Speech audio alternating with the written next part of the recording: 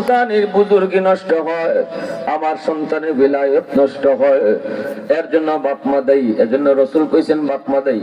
হাসরের মাঠে আল্লাহর সামনে সন্তানে মামলা দিব। সন্তানে কইবে, আল্লাহ আমার বাপ মার কারণে আজকে আমি জাহান্নামী হয়েছি, রব্বানা আতিহিম দিফাইনি মিনাল আযাব ওয়াল আনহুম লানান কাবীরা। আল্লাহ আমার বাপ মারে ডাবল শাস্তি দাও, আমারে জাহান্নামে যে শাস্তি দিবা এতে ডাবল শাস্তি বাপ মারে দাও। যদি মা বাবা আল্লাহর মর্জি মতো সন্তানকে লালন পালন না করি, তাহলে এই সন্তানই মা বাবার বিরুদ্ধে মামলা দিব। নাউজুবিল্লাহ, নাউজুবিল্লাহ। কলেজে পড়ান, ভার্সিটিতে পড়ান, মাদ্রাসায় পড়ানি লাগবে বলি না, কিন্তু শিশুকালটা মাদ্রাসায় পড়ান 5টা বছর মিনিমাম।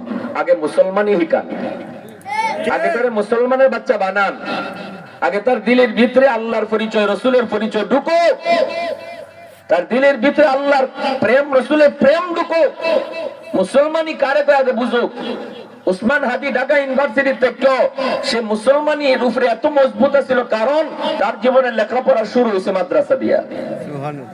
তার জীবনে লেখাপড়া শুরু কোরআনের শিক্ষা দিয়া, যার কারণে মুসলমানের উপরে এত মজবুত ছিল, এতটা ভালো জানতো, বুঝতো, মানতো।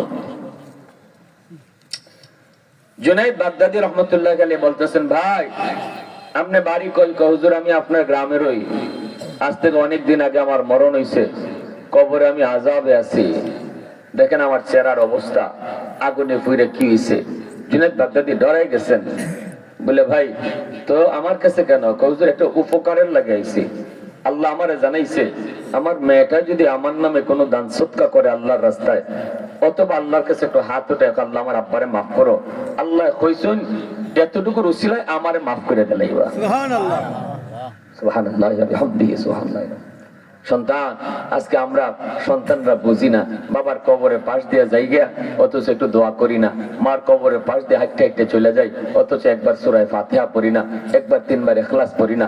ওই মা ওই বাবা কবরে তারা ইতিমের মতো চাই রয়েছে, হাত তুললে ভিক্ষা যেভাবে ভিক্ষুক যেভাবে হাত তুললে চেয়ে থাকে, এইভাবে আমাদের মুর্দেগান আমরা পাই বা হাত পড়ায় চাই রয়েছে।